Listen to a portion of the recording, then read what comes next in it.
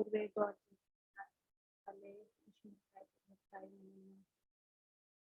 नमो विष्णुपदाय रूपस्थाय भूतले श्रीमती नारायण गोस्वामी जी नाम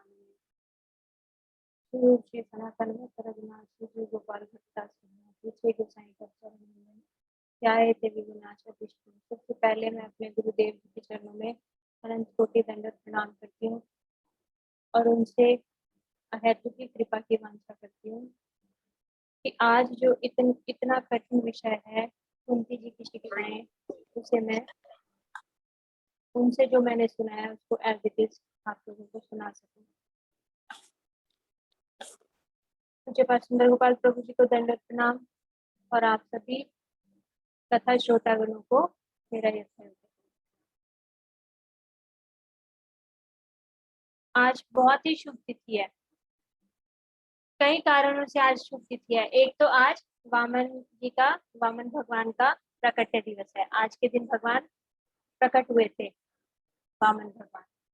तो वामन भगवान की हम 2 मिनट कथा सुनेंगे। आप सबने उनकी जन्म लीला की कथा सुन रखी होगी, किस तरह से वो जब राक्षस और देवतागण और राक्षसों के बीच में युद्ध हुआ तो राक्षसों के राजा बलि ने देवताओं को भगा दिया स्वर्ग से, इंद्र राजा को भी भगा दिया और देवता अपनी जान बचाने के लिए छुप के घूम रहे थे। तो देवताओं की माता अदिति ने भगवान से प्रार्थना की और एक पुत्र को मांगा जो उनके पुत्रों की रक्षा कर सके। तो भगवान वामन देव आए और भगवान वामन देव फिर राजा बलि के पास गए 3 पग भूमि मांगने और राजा बलि ने उन्हें 3 पग भूमि दी।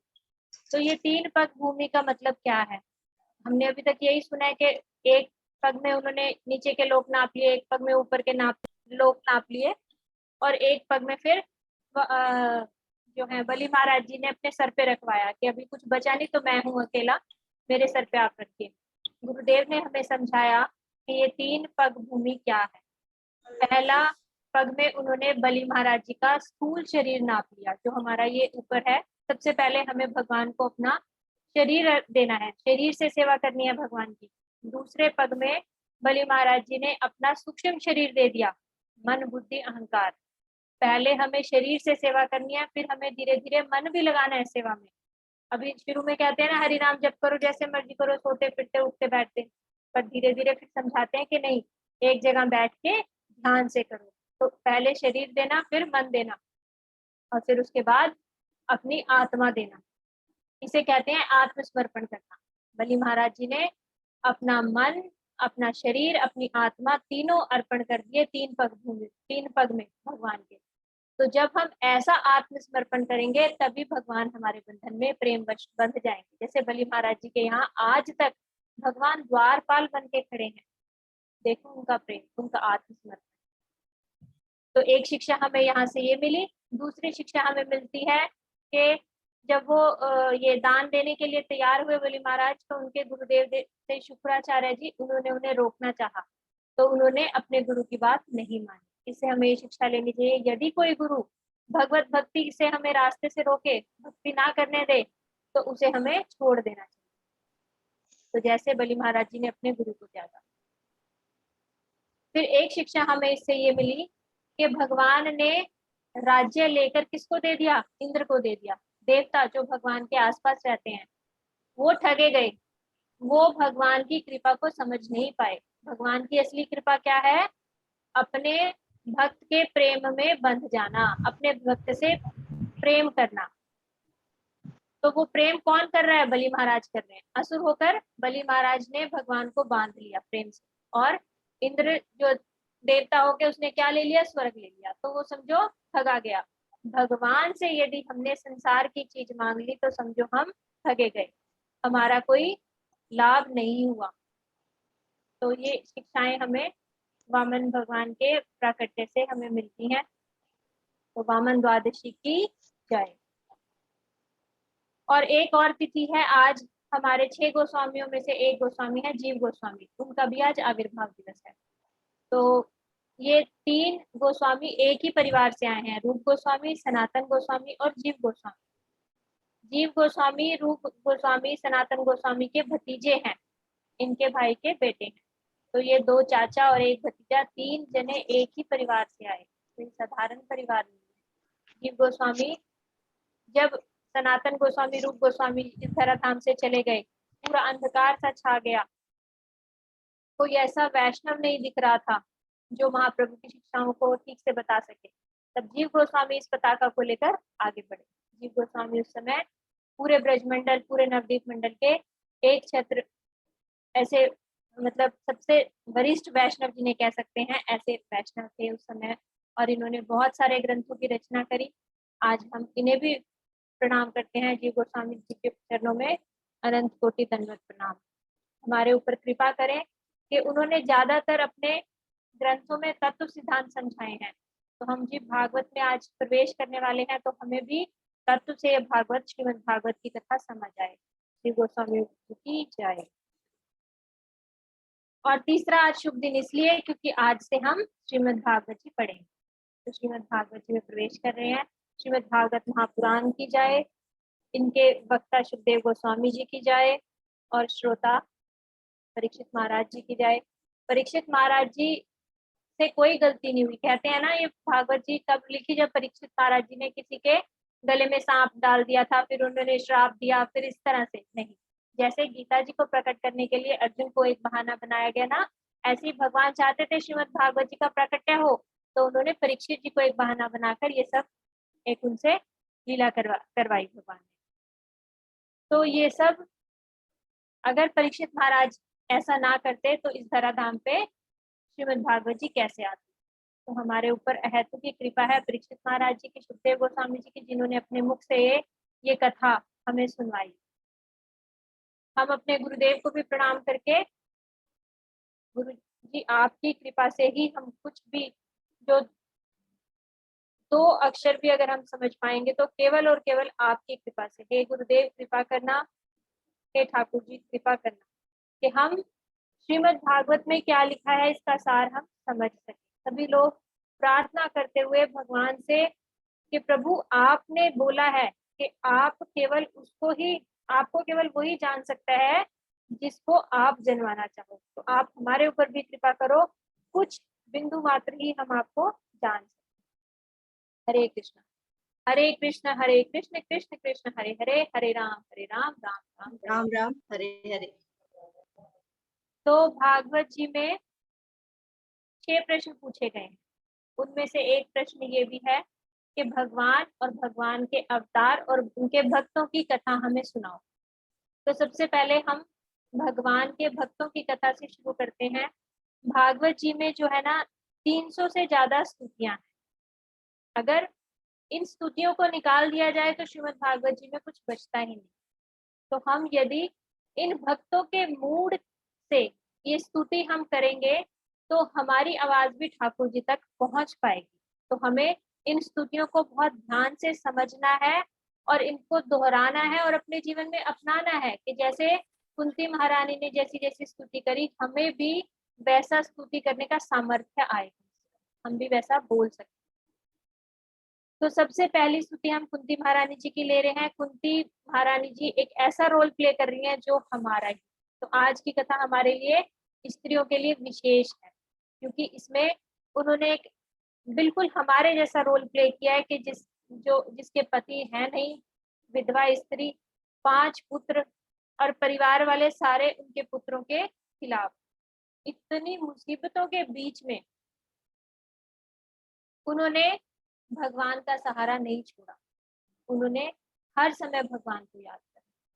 तो ऐसा कैसे वो कर पाई? हमारे ऊपर तो थोड़ी सी अगर सर भी दर्द हो जाए ना, सबसे पहले हम क्या करते हैं, माला को दूर रखते हैं। आज माला हो ही नहीं पाएगी, सर दुख रहा है। और कुंती महारानी लाक्षागृह में आग में फूंक दी और वहां से भी निकल के उन्होंने हरिनाम करते हुए वहां से भी निकल, परेशान नहीं हुई, घबराई नहीं। उनके बेटे भीम को जहर दे दिया खीर में, फिर भी उन्होंने एक बार नहीं बोला कि ठाकुर जी क्या मेरा ही घर मिला आपको सारे दुष्ट कष्ट देने के लिए? मैं ही एक दुनिया में ऐसी मिल गई जो मैं आपका नाम भी ले रही हूँ और कष्ट भी सारे आप मुझे दे रही हो, एक बार नहीं बोली। तो हमें यही सब कुंती महारानी से सीखना है। तो इसमें सब 8वें अध्याय से हम शुरू करते हैं। सुध गोस्वामी जी कह रहे हैं के पांडव गण जो है ना, युद्ध के पश्चात अपने मृत जनों को जल दान देने के लिए गंगा जी में स्नान करने के लिए गए। ये हमारा एक हिंदू धर्म के अनुसार एक कृत्य होता है, एक क्रिया होती है। जब कोई अगर हमारे घर में किसी की मृत्यु हो जाए तो उसके बाद गंगा स्नान हमें करके आना होता है और उनके लिए जल दान देना होता है। तो ये एक ही परिवार था कौरवों और पांडवों का। यद्यपि ऊपर से देखा जा रहा है कि उन्होंने तो लड़ाई करी, उन्होंने ही मारा, लेकिन फिर भी उन्होंने धर्म का पालन किया। जैसा उनके एक ही परिवार अपना समझते हुए उनके मृत लोगों के लिए भी जलदान पांडव लोग देते हैं जो बचे, और स्त्रियों को साथ लेकर के। तो हमारे यहाँ पे स्त्रियों को बहुत सम्मान दिया जाता है। फिर गंगा जल अर्पित करने के बाद उन सबों ने गंगा जी में स्नान किया, और वो गंगा जी में स्नान जिसका जल भगवान के चरण कमलों की धूली से मिलकर और पवित्र हो गया। गंगा जल भगवान के चरण धूली ही है, भगवान का चरण का जल ही है। तो उसमें स्नान किया। फिर जो है सभी आपस में बैठ के शोकाकुल परिवार एक दूसरे को ढांढस बंधाने लगे। उस समय वहां पे ठाकुर जी भी थे। सभी शोकग्रस्त परिवार के सदस्यों के साथ ठाकुर जी भी बैठे थे और ठाकुर जी उन्हें ढांढस बंधा रहे थे। ठाकुर जी बोले कि धूर्त दुर्योधन तथा उसके दल ने छल करके अजात शत्रु युधिष्ठिर का राज्य छीन लिया था। भगवत कृपा से वह फिर प्राप्त हो गया है, और जिन दुष्ट राजाओं ने हरि बोल और बोले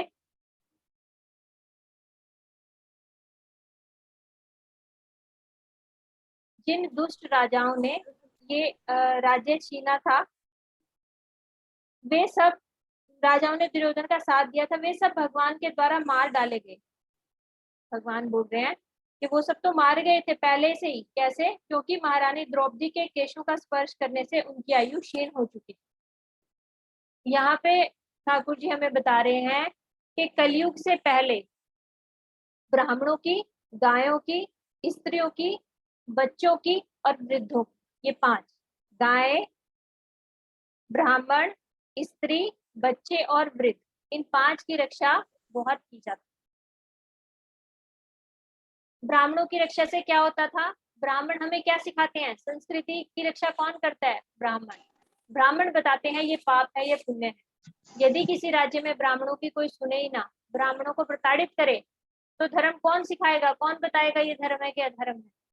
इसलिए कलयुग में ब्राह्मणों का अपमान करते हैं। तो ब्राह्मणों ने भी अब अपना योगदान देना छोड़ दिया। पहले क्या होता था? राजाओं के सलाहकार ब्राह्मण होते थे, अभी ब्राह्मणों को कोई पूछता ही नहीं है। तो ये कलयुग का प्रभाव है। दूसरा, गायों की रक्षा। गायों की रक्षा से जो है, एक तो व्यापार ठीक से चलता था, हमारी अर्थव्यवस्था ठीक से चलती थी, और गाय एक चमत्कारी पशु है। उनसे हमारा भोजन और जीवन यापन सब सुचारू रूप से चलता था। लेकिन आज वो भी हम देख रहे हैं कि गाय हमारी सड़कों पर घूम रही है। तीसरा, स्त्रियों की रक्षा। स्त्रियों को सम्मान देना हमारे शास्त्रों में लिखा है कि जिस घर में स्त्री रोती है उस घर में कभी भी खुशहाली नहीं आ सकती। इसलिए स्त्रियों को पूजना चाहिए लक्ष्मी जी की तरह, तो वहां पे लक्ष्मी देवी कृपा करती। तो स्त्रियों की बहुत रक्षा की जाती थी और उनको बहुत प्रेम से, क्योंकि कोमल होती हैं स्त्रियां, उनको प्रेम से रखा जाता था। लेकिन आज के समाज में हम देख रहे हैं तो उस समय की स्त्रियां भी पतिव्रता रहती थी और पवित्रता बनी रहती थी समाज की। जिस समाज में स्त्रियों का अपमान होता है, प्रताड़ित होती हैं, वहां पे समाज की अपवित्रता बची नहीं रहती, समाज अपवित्र हो जाता है। फिर फोर्थ नंबर है बच्चों की रक्षा। बच्चे क्या है? हमारा भविष्य है। यदि हम बच्चों को संभाल के अच्छे संस्कार नहीं देंगे तो हम अपना भविष्य को खराब कर देंगे। तो बच्चों की रक्षा की जाती थी। फिर पांचवा है वृद्धों की रक्षा। हरे कृष्णा, थोड़ा सा आप अपना माइक बंद कर लीजिए अनीता दीदी। माइक का प्लीज सब ध्यान रखिए, डिस्टरबेंस हो जाती है ना, फिर लिंक टूट जाता है मेरा। तो फिर पांचवा है वृद्धों की रक्षा। अगर हम अपने बुजुर्ग वृद्ध लोगों का घर में अच्छे से ध्यान रखेंगे तो वो जो है अपना उन्हें मृत्यु के पश्चात श्रेष्ठतर जीवन की तैयारी करने का सुअवसर मिलेगा। वो अपना समय भजन पूजन में लगा सकते हैं। यदि हम उनको परेशान ही करते रहे, दुखी करते रहे, तो वो भक्ति कैसे करेंगे? अभी वो सभी अपनी सेवाओं से निवृत्त होके उनके पास टाइम है, तो उन्हें भक्ति करनी चाहिए। और हम यदि उनका ध्यान नहीं रखेंगे तो वो परेशान अवस्था में कैसे भक्ति कर पाएंगे? तो इसलिए हमें अपने वृद्धों का भी ध्यान रखना है। फिर इसके बाद बताते हैं भगवान श्री कृष्ण ने महाराज युधिष्ठिर से 3 श्रेष्ठ अश्वमेध यज्ञ संपन्न कराए और इस तरह से पवित्र ख्याति 100 यज्ञ करने वाले इंद्र की तरह चतुर्दिक में फैल गई। युद्ध समाप्त होने के बाद युधिष्ठिर महाराज जी से भगवान ने 3 अश्वमेध यज्ञ करवाए और उनकी ख्याति इतनी फैल गई। क्यों फैली? क्योंकि वो भक्त हैं। भक्त की ख्याति को भगवान हमेशा बढ़ाना चाहते हैं। भगवान चाहते हैं कि मेरे भक्त का नाम सब जगह हो जाए। और भक्त क्या करता है? भक्त अपने भगवान की ख्याति सब जगह बढ़ाना चाहता है। वो चाहता है कि मेरे भगवान की ख्याति सब जगह फैल जाए, सब लोग कहें कि वाह क्या ये है भगवान, सब लोग इनके सामने नतमस्तक हो जाएं, इनकी भक्त वत्सलता देखें, इनके गुणों को सब लोग देखें।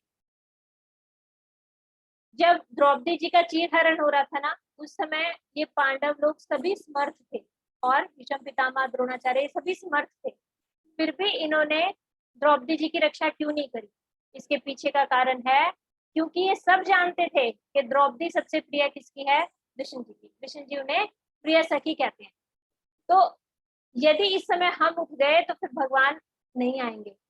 तो वो सब लोग चुपचाप बैठे रहे कि भगवान स्वयं आए। उस समय भगवान की ख्याति बढ़ाना चाहते थे ये सब भक्तगण। ये साधारण नहीं है कि दुखी होके और मतलब डर से बैठे रहे, नहीं, ये लोग भक्त हैं। भगवान की ख्याति बढ़ाने के लिए चुप बैठे रहे और भगवान आए। यदि ये लीला ना होती तो क्या आज आप और हम मिलके कहते द्रौपदी की रक्षा बचाने वाले गिरवरधारी ठाकुर जी कृष्ण। ये लीलाएं सुन के ही हमारे हृदय में भगवान के प्रति विश्वास बढ़ता है कि अरे भगवान एक साड़ी भी बन के आ सकते हैं। भगवान को एक बार पुकारा द्रौपदी ने, हे गोविंद राखो लाज अब तो जीवनहारी, और ठाकुर जी 1 मिनट में आ गए। तो ये भक्त अपने भगवान की ख्याति बढ़ाने के लिए ऐसे सब करते। तो फिर कहा उन्होंने, जैसे ही ये सब यज्ञ हो गए उसके बाद जो है श्री कृष्ण जी पांडु के पुत्रों से विदाई लेकर सात्यकी उद्धव के साथ प्रस्थान करने की तैयारी की। श्री व्यासदेव आदि ब्राह्मणों से पूजित होने के बाद उन्होंने उन्हें बधाइयां दी। जैसे ही वो अपने रथ पे सवार हुए जाने के लिए, उसी समय उत्तरा ने कहा, हे देवों के देव, जगत के स्वामी, आप सबसे महान योगी हैं, कृपया मेरी रक्षा कीजिए, क्योंकि आपके अतिरिक्त मुझे इस द्वैत पूर्ण जगत में मृत्यु के पाश से बचाने वाला अन्य कोई नहीं। उत्तरा जी कौन है? परीक्षित महाराज की माता, अभिमन्यु की पत्नी। इस समय पांडव वंश में, कुरु वंश में केवल एक ही जिसे कहते हैं अंश बचे, वो है परीक्षित महाराज। मतलब यदि परीक्षित महाराज ना बचते तो पांडु वंश आगे समाप्त हो जाता। एक इकलौते एक वंशज, और उसको मारने के लिए किसने ब्रह्मास्त्र छोड़ दिया? अश्वत्थामा जी। तो जैसे ही उन्होंने प्रार्थना करी कि हे देवों के देव, जगत के स्वामी, आप सब से महान योगी हैं, उत्तरा ने बोला, और मुझे इस द्वैत पूर्ण जगत में मृत्यु के पास से बचाने वाला अन्य कोई नहीं। इसमें द्वैत पूर्ण जगत क्यों बोला उत्तरा जी ने? क्योंकि ये जो संसार है इसमें द्वैत मतलब 2 चीजें, डुएल, आत्मा है और शरीर है। यहाँ पे हम 2 अलग अलग हैं, आत्मा है और शरीर है, लेकिन भगवत धाम में आत्मा ही शरीर, आत्मा और शरीर 2 अलग नहीं है। जैसे यहाँ पे हम मरने के पश्चात शरीर छोड़ देते हैं और हमारी आत्मा फिर आगे दोबारा शरीर ग्रहण करती है, वहां पे ऐसा है ही नहीं, मृत्यु होती ही नहीं। क्यों? क्योंकि वो शरीर अलग नहीं है, आत्मा ही शरीर अपना जो परमानेंट स्वरूप है उसमें होती है। तो द्वैतपूर्ण समाज, द्वैतपूर्ण जगत, इस जगत को बोला। तो उन्होंने भगवान से रक्षा की अपने आप को बचाने के लिए, और बोला, हे प्रभु, आप सर्वशक्तिमान हैं, अग्नि तुल्य लोहे का बाण मेरी ओर तेजी से आ रहा है। हे प्रभु, यदि आपकी इच्छा हो तो यह मुझे भले ही जला दे, लेकिन मेरे गर्भ को जलाकर गर्भपात ना करे, कृपया मेरे लिए इतना करें।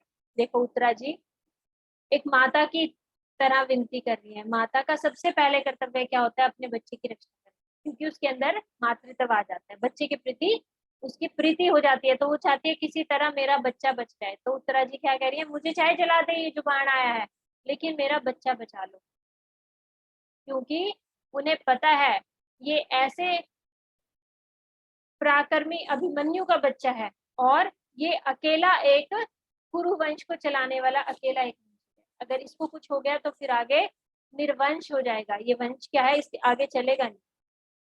तो उन्होंने प्रार्थना करी। सूत गोस्वामी जी ने कहा, उसके वचनों को धीरज के साथ सुनकर अपने भक्तों के प्रति सदैव अत्यंत वत्सल रहने वाले भगवान श्री कृष्ण तुरंत समझ गए कि द्रोणाचार्य के पुत्र अश्वत्थामा ने पांडव वंश के अंतिम प्राणी को समाप्त करने के लिए, निर्बीज करने के लिए ब्रह्मास्त्र छोड़ा है। ठाकुर जी को समझने में देर नहीं लगी कि ये किसने छोड़ा होगा, ये अश्वत्थामा ने छोड़ा है। फिर बताया, हे विचारकों, मुनियों में अग्रणी शौनक जी, उस लपलपाते ब्रह्मास्त्र को अपनी ओर आते देखकर पांचों पांडवों ने अपने अपने 5 हथियार संभाले। पांचों पांडवों ने अपने हथियार संभाल लिए कि हम इसका करते हैं कुछ, लेकिन वो इतनी तेजी से बढ़ा आ रहा था, तो भगवान ने देखा कि समय ही नहीं है, ये जब तक तैयार होंगे तब तक तो वो गर्भपात कर देगा।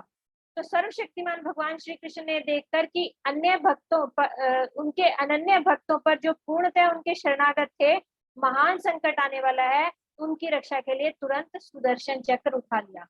तो भगवान ने देखा अब समय नहीं है, भगवान ने 1 सेकंड में सुदर्शन चक्र उठा लिया।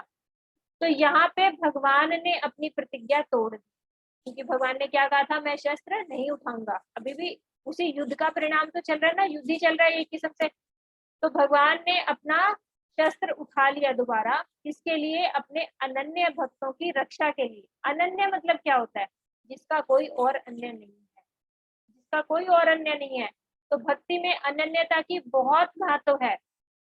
यदि हम अनन्य भाव से राधा कृष्ण की भक्ति करेंगे तभी राधा कृष्ण जी हमारी तरफ देखने वाले हैं, नहीं तो वो फिर बोलेंगे ठीक है, तूने जब इतनी जगह अपनी आशाएं रखी हुई हैं, बिल्कुल द्रौपदी वाला उदाहरण हमेशा याद रखा करो, जब तक द्रौपदी ने अपने पतियों की तरफ देखा, गुरु द्रोणाचार्य की तरफ देखा, तो भगवान नहीं आए।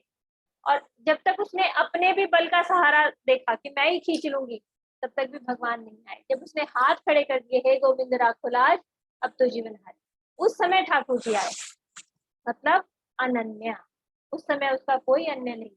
तो ऐसी ही हमें अनन्य भक्ति सीखनी है। तो बोले अनन्य भक्तों की रक्षा के लिए भगवान ने सुदर्शन चक्र उठा लिया। यहाँ पे हमें ये शिक्षा लेनी चाहिए कि अपने प्राण की रक्षा करने के लिए आदर्शवादी बन के नहीं रहना चाहिए कि मैंने ये प्रतिज्ञा ले रखी है, मैं तो ऐसे ही करूंगा। नहीं, हमें ये देखना है भगवान की प्रीति किस में होगी, भगवान किस बात में प्रसन्न होंगे। तो भगवान की प्रसन्नता ही सबसे ऊंचा धर्म है, उसमें हमें प्रतिज्ञा तोड़ने का कोई पाप नहीं लगेगा। अगर हम भगवान की प्रसन्नता के लिए, ये गलत मतलब से मत समझना, अगर भगवान की प्रसन्नता के लिए कहीं चोरी भी करनी पड़े ना, तो उसका पाप नहीं लगेगा। अब ये नहीं है कि चोरी कर लो और बोल दो भगवान की प्रसन्नता के लिए हम तो करके लाए हैं, नहीं, ऐसा नहीं। सही मायने में जैसे हम हनुमान जी का देखते हैं, हनुमान जी ने लंका जला दी, इतनी स्त्रियों को जला दिया, इतने छोटे बच्चे उसमें जल के मर गए, स्त्री हत्या, छोटे बच्चों की हत्या और अजन्मे शिशुओं का मर जाना कितना पाप है। पर क्या हनुमान जी को वो पाप लगा? नहीं। क्यों नहीं लगा? क्योंकि हनुमान जी ने अपने भोग के लिए उस लंका को नहीं जलाया था। हनुमान जी स्वयं वहां के राजा नहीं बनना चाहते थे कि वहां की लंका जला दी और खुद राजा बन के बैठे। वो किस लिए गए थे? राम काज बिनु मोहि कहाँ विश्राम। हनुमान जी का एक ही बात है, राम काज बिना मोहि कहाँ विश्राम। तो वो राम जी के कार्य से गए थे, वो चाहते थे माता सीता का पता लेके आना और राम जी की इसमें भी वो ख्याति बढ़ाना चाहते थे। वो दिखाना चाहते थे कि अरे राम का एक दूत पूरी लंका को जला सकता है, तो तुम सोचो, डरो, जिस दिन स्वयं राम आ गए तो तुम्हारा क्या हाल होगा। अभी भी डर के सीता माता को वापस लौटा दो। तो राम जी की ख्याति के लिए उन्होंने ये सब किया। अपना उनका इतना एक क्षण का मात्र भी अपना कोई लालच या लोभ नहीं था। तो इसलिए भगवान ने हमें शिक्षा दी कि आदर्शवादी नहीं बनना चाहिए, भगवान की प्रसन्नता के लिए हमें अपने प्रण तोड़ भी देने चाहिए। फिर कहा, परम योगेश्वर श्री कृष्ण प्रत्येक व्यक्ति के हृदय में परमात्मा के रूप में निवास करते हैं। अतएव कुरु वंश की संतति को की रक्षा करने के लिए उन्होंने उत्तरा के गर्भ को निजी शक्ति से आवृत कर लिया। तो भगवान को तो इतनी भी देर नहीं लगी कि भगवान कहीं से कहीं आएंगे, भगवान तो सबके हृदय में भी बैठे हैं ना परमात्मा रूप में। तो वो जो परमात्मा रूप में भगवान है, उन्होंने गर्भ के अंदर एक ऐसी शक्ति फैला दी जिससे वो ब्रह्मास्त्र वहां पे अटैक नहीं कर पाया, उसको टच करके वापस चला गया। हे शौनक, यद्यपि अश्वत्थामा द्वारा छोड़े गए परम ब्रह्मास्त्र अमोघ था और उसका निवारण नहीं हो सकता था, लेकिन विष्णु श्री कृष्ण के तेज के समक्ष वह शांत पड़ गया और व्यर्थ हो गया। यहाँ पे बताया गया कि ब्रह्मास्त्र अमोघ मतलब जो कोई निशाना ना चूके, वो अमोघ। तो इसको बताया गया कि ये आज का जो परमाणु बम होता है ना, उससे भी ज्यादा एडवांस था। परमाणु बम तो आज गिरा दोगे तो वो ये नहीं देखेगा कि ये मारना है कि ये नहीं मारना। भाई तुमने अगर थोड़े से सैनिक मारने थे तो वो सिविलियंस को भी मारेगा, है ना। परमाणु बम जहां गिरा दोगे उसके आसपास के सभी लोग, जानवर, कोई जानवरों ने तो तुम्हारा कुछ नहीं करा लड़ाई में, जानवर तो मारे नहीं, पर जानवर भी मरेंगे, सिविलियंस भी मरेंगे, सैनिक भी मरेंगे, सब मरेंगे। लेकिन ब्रह्मास्त्र ऐसा है, ये मंत्र के द्वारा छोड़ा जाता है और केवल उसी को नुकसान पहुंचाता है जिसका नाम लेके छोड़ा जाए। तो देखो, उत्तरा के भी गर्भ को नाश करने के लिए आया था ये ब्रह्मास्त्र, उत्तरा को नहीं मार रहा था। उत्तरा के गर्भ को नाश करना था तो सिर्फ उसी को नाश करता, बाकी सब पास में पांडव खड़े थे, उनको नुकसान नहीं पहुंचा रहा था। तो हमारी ये हमारी संस्कृति है, सभ्यता है। अगर कोई कहे ना कि इंडिया जो है वो पिछड़ा देश है, तो उसे ब्रह्मास्त्र बताना अपना कि हमारे यहाँ तुमने आज परमाणु बम बनाया है और उसमें तुम कहते हो हम परमाणु क्या है, न्यूक्लियर पावर हम देश है। तो तुम्हारे से करोड़ों गुना अच्छा तो हमारा तब से था जहाँ पे ब्रह्मास्त्र था। तो फिर आगे बताया कि हे ब्राह्मणों, इस गुह्य तथा अच्युत भगवान के कार्यकलापों से विशेष आश्चर्यजनक मत सोचो। ये जो भगवान ने कार्य किया है कि उत्तरा के गर्भ में को भी रक्षित कर दिया, मतलब बाहर तो दिखाई हम कुछ कर सकते हैं ना कि बाहर किसी के बच्चे को बचाना है तो उसके ऊपर हमने कुछ कवरिंग कर दी, उठा के उसको छुपा दिया, कुछ कर दिया। किसी के अंदर के गर्भ को कैसे हम बचा सकते हैं? ये केवल और केवल भगवान कर सकते। तो बोले इससे आश्चर्यजनक मत सोचना, वे स्वयं अजन्मा होकर अपनी दिव्य शक्ति से समस्त भौतिक वस्तुओं का सृजन, पालन और संहार कर सकते। वो भगवान है। भगवान का मतलब ही क्या होता है को नहीं और नहीं को है करने वाले। तो भगवान कुछ भी कर सकते हैं, वो पालन भी कर सकते हैं, वो सृजन भी कर सकते हैं, सृजन मतलब बनाना, और पालन मतलब उसका पालन करना, और संहार भी कर सकते हैं मतलब उसको खत्म भी कर सकते हैं, डिस्ट्रॉय भी कर सकते हैं भगवान स्वयं। तो भगवान की ये शक्तियां बताई। फिर बताया, इस प्रकार ब्रह्मास्त्र के तेज से बचकर भगवान की भक्त सती कुंती ने अपने 5 पुत्रों तथा द्रौपदी सहित घर के लिए प्रस्थान करने को उद्यत श्री कृष्ण को इस प्रकार संबोधित किया। भगवान ने उत्तरा के गर्भ की रक्षा करी, परीक्षित महाराज जी को बचा दिया और भगवान फिर से चलने के लिए तैयार हो गए। तो अब कुंती देवी जो है यहाँ से स्तुति अपनी शुरू करती है, प्रार्थना करनी शुरू करती है। कुंती देवी क्या बोलती हैं? श्रीमती कुंती ने कहा, मैं आपको नमस्कार करती हूँ क्योंकि आप आदि पुरुष हैं और इस भौतिक जगत के गुणों से निसंग रहते हैं। आप समस्त वस्तुओं के भीतर और बाहर स्थित रहते हुए भी सबों के लिए अलक्ष्य हैं।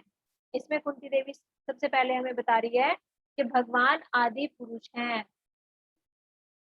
भगवान का कोई आदि नहीं, हम सबके आदि कौन है? भगवान है, लेकिन भगवान का आदि कोई नहीं। ये कुंती देवी हमें भगवत तत्व समझा रही है। कुंती देवी इसी से समझो, कुंती देवी साधारण स्त्री नहीं है, उन्हें पता है वो भगवान है, और जिन्हें पता है वो भगवान है तो वो भक्त भगवान की कैसे स्तुति करते हैं, उन्हीं से तो हमें सीखना है ना। भक्तों से ही हम सीखेंगे कि भगवान की स्तुति कैसे करनी। तो कुंती देवी की स्तुति का एक एक श्लोक बहुत ध्यान से सुनना। तो पहले श्लोक में क्या बोली? आप आदि पुरुष हैं और इस भौतिक जगत के गुणों से निसंग है। निसंग मतलब दूर। तो कुछ लोग कहते हैं कि भगवान जो है निराकार हैं, निर्विशेष हैं। तो उनको ये समझाओ कि भगवान जो है भौतिक जगत के गुणों से ग्रसित नहीं है। भगवान का आकार है, लेकिन वो भौतिक आकार नहीं है। जैसे हमारा है ना आकार, सतो रजो तमोगुण, 3 गुणों से मिलके ये सृष्टि पूरी बनी। तो 3 गुणों से बनी हुई सृष्टि का पतन भी निश्चित है। तो इसलिए वो जो निराकारवादी है ना, वो सोचते हैं कि जिसका आकार है ना उसका तो पतन निश्चित है, वो तो खत्म होगा ही होगा। तो इसलिए भगवान को वो कहते हैं भगवान का भी अगर आकार हो गया ना तो फिर वो खत्म भी होने वाले हैं। तो उन्होंने भगवान के लिए एक नया अपनी कल्पना कर ली कि भगवान का ठीक है आकार ही। भैया आकार कौन सा नहीं है? भौतिक आकार। सतो रजो तमो गुणों से बना हुआ आकार नहीं है, भगवान का आकार तो है, वो सच्चित आनंद है। तो यहाँ पे बोला कि आप तीनों गुणों से निसंग हो, आपके ऊपर ये तीनों गुण असर नहीं करते। समस्त वस्तुओं के भीतर और बाहर स्थित होते हुए भी सबों के लिए अलक्ष्य हो। ये एक बहुत हैरानी की बात है कि भगवान हमारे अंदर भी है परमात्मा रूप में, और भगवान बाहर भी है। प्रत्येक कण के अंदर भगवान है। यदि भगवान नहीं है तो उसमें चेतनता कैसे आई? मिट्टी में भी भगवान है। कैसे है भगवान मिट्टी में? मिट्टी के अंदर उपजाऊ शक्ति कैसे आएगी अगर उसमें चेतनता नहीं होगी, भगवान का कुछ अंश उसमें नहीं होगा? तो कुछ मिट्टी में तो अनाज उगता है और कुछ में नहीं उगता। क्यों? क्योंकि उसमें भगवान की शक्ति, उपजाऊ शक्ति है और एक में नहीं है। तो भगवान कण कण में है, सब जगह है, ऐसा कोई जगह नहीं जहाँ भगवान नहीं है। तो भगवान बाहर भी है और भगवान अंदर भी है, और फिर भी भगवान को इजीली हम प्राप्त नहीं कर सकते। फिर भी क्या है? अलक्ष्य, मतलब हमारी पहुंच से दूर है। मतलब सबसे करीब हमारे भगवान ही हैं, और फिर भी हम उन्हें महसूस नहीं कर पाते, उन्हें देख नहीं पाते। ये एक बहुत अचंभे की बात है। फिर जो है बोले ये ऐसा होता क्यों है, क्यों नहीं हम देख पाते? अगले श्लोक में कुंती जी बता रही है, सीमित इंद्रिय ज्ञान से परे होने के कारण, सीमित इंद्रियों ज्ञान से परे होने के कारण आप अग्नि शक्ति माया के पर्दे से ढके रहने वाले शाश्वत तत्व हैं। आप मूर्ख दर्शक के लिए उसी प्रकार अलक्ष्य हो जिस प्रकार अभिनेता का वस्त्र पहन लेने से कलाकार पहचान नहीं आता। हमारे अंदर दो प्रॉब्लम है कि हम भगवान को नहीं देख सकते। एक तो हमारी जो इंद्रियां हैं वो सीमित हैं। हमारी इंद्रियां जैसे आंख, नाक, कान, इनकी एक सीमा है। हम दीवार के पीछे क्या हो रहा है ये भी नहीं देख सकते। हम अपने शरीर के अंदर के अंगों को भी नहीं देख सकते। तो हमारी इंद्रियां सीमित हैं और भगवान क्या है? असीमित। तो सीमित चीज असीमित चीज को कैसे देख पाए? तो हमारी सीमित इंद्रियों के कारण हम भगवान को नहीं देख सकते, एक तो। और दूसरा क्या कारण बताया? जो ये माया शक्ति है, माया शक्ति ने हमारे ऊपर एक ऐसा पर्दा डाला हुआ है जिसकी वजह से हम भगवान को नहीं देख सकते। और माया शक्ति का पर्दा कैसा है? बिल्कुल वैसा ही है जैसे कोई एक्टर अपना थोड़ा सा हुलिया बदल के बूढ़ा सा बन जाए, मेकअप ज्यादा कर ले, तो हम उसे पहचान नहीं पाते कि ये कौन है। हमने उसे देखा होता है, फिर भी अगर उसका ऊपर का रूप वो बदले, बूढ़ा बन के आ जाए या स्त्री बन के आ जाए वो एक्टर, तो हम उसे पहचान नहीं पाते।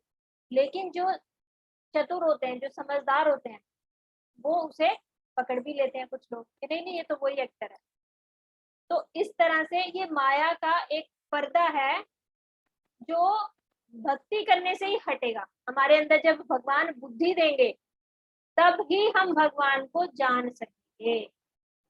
तो हम दो कारण से भगवान को नहीं जान पा रहे। एक तो अपनी सीमित इंद्रियों के द्वारा हम भगवान को नहीं जान पाते, और दूसरा हम मूढ़ हैं। किस कारण से? माया के द्वारा। माया के द्वारा हमारे ऊपर एक पर्दा छाया डाला हुआ है।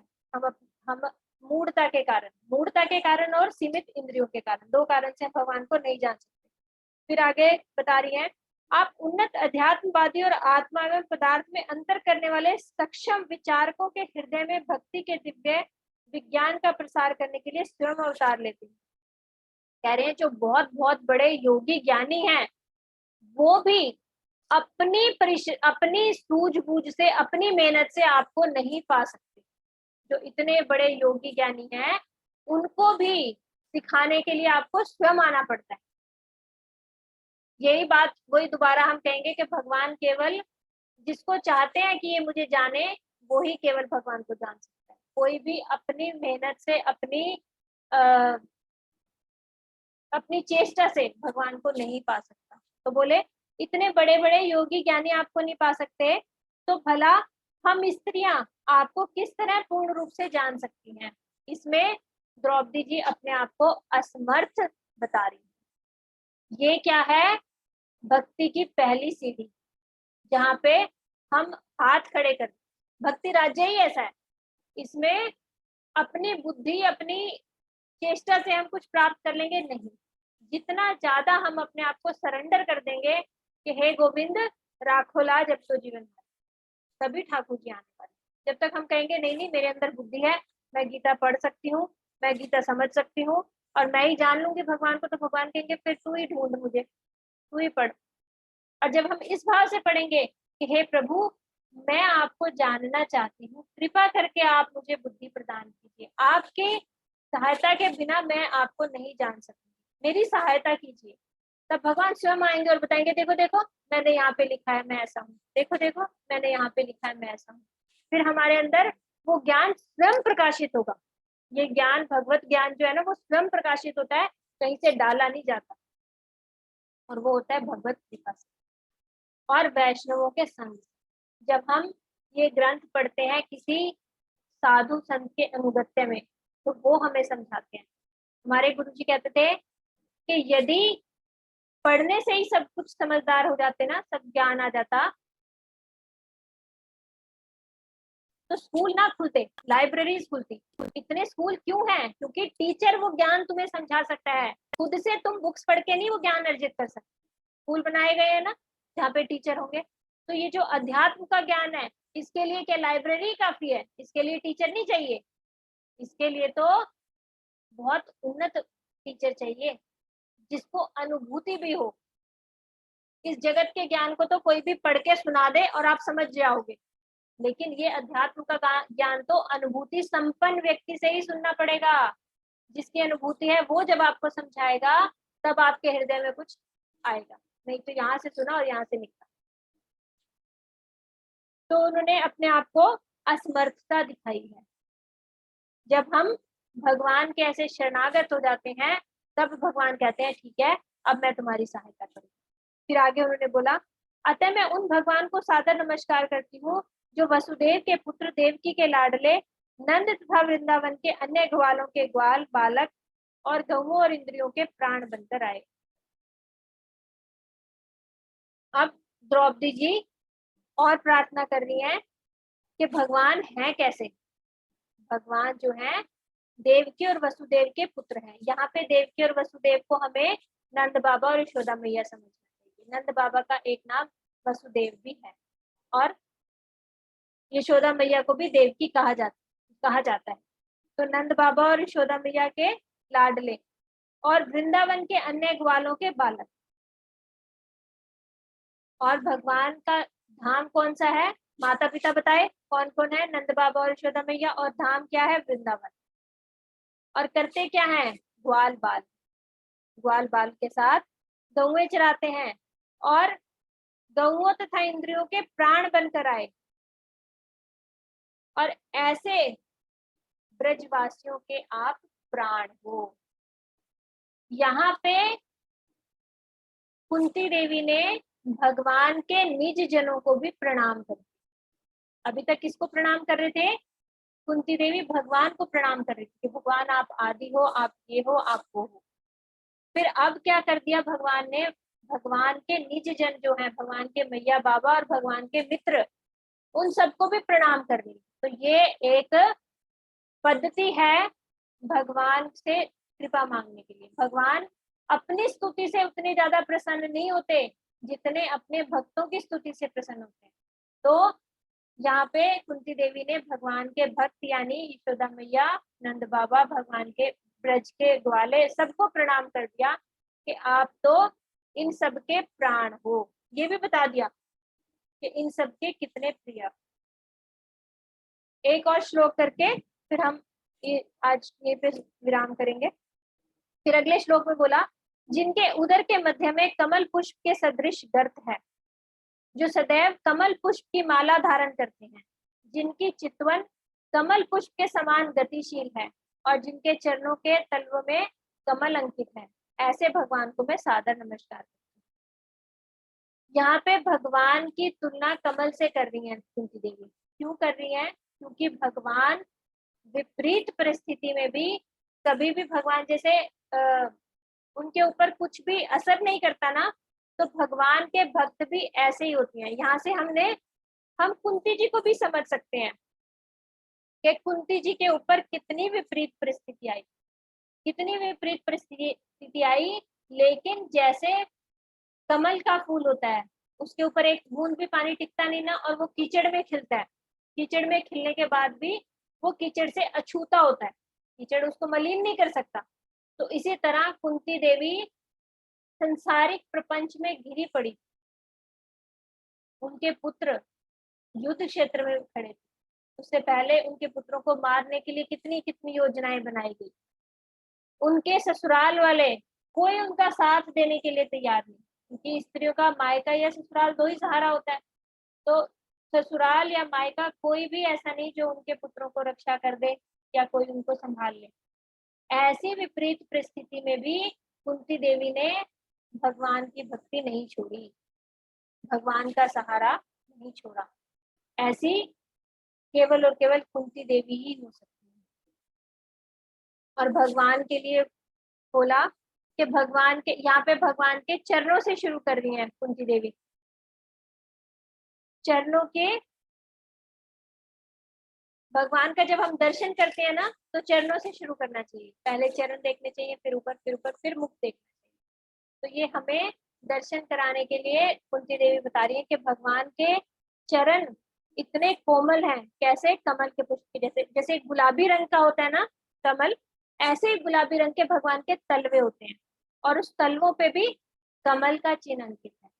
तो बार बार भगवान की तुलना बहुत सारे कमल से कुंती देवी यहाँ पे कर रही है। उनका जो पेट की नाभि है वो भी कमल के पुष्प के सदृश है, और इसी से नाभि से जो है कमल के पुष्प के सदृश है, और वो सदैव कमल पुष्प की ही माला पहने रहते हैं भगवान। और उनकी चितवन कमल पुष्प के समान गतिशील है। चितवन होती है जिसे हम नजर कहते हैं, इधर से इधर, ऐसे से। तो भगवान के नेत्र बड़े चंचल हैं, जैसे कमल ऐसे से हिलता रहता है ना, तो भगवान के नजर भी ऐसे चलायमान रहती है, चंचल रहती है। और उनके चरण भी कमल के रंग जैसे हैं, और उनके चरणों के तलवों में जो है कमल का चिन्ह भी अंकित है। ऐसे भगवान को मैं सादर नमस्कार करती हूँ। ये हमने आज 22 तक हमने पढ़ लिया है। इसके आगे हम अगली क्लास में पढ़ेंगे कुंती महारानी की शिक्षाएं। तो कुंती जी से हम एक बार फिर से प्रार्थना करते हुए कि आपकी स्तुति जो हम सुन रहे हैं उसको हम हृदय में धारण कर सकें, हम भी उसका एक श्लोक चाहे एक शब्द इसी तरह भावपूर्ण, जैसे कुंती जी बुला रही है ना, भगवान को पुकार रही है, हम भी भगवान को ऐसे पुकार सकें, उनकी स्तुति गा सकें। तो आज की कथा हम यहीं पे विराम देते हैं। वांछा कल्पतरुभ्यश्च कृपा सिंधु पतितानां पावनेभ्यो वैष्णवेभ्यो नमः। आपका किसी का प्रश्न है आज की कथा से रिलेटेड तो आप पूछ सकते हो। राधा, गौरप्रिया बेटा वो स्टॉप कर देना रिकॉर्डिंग।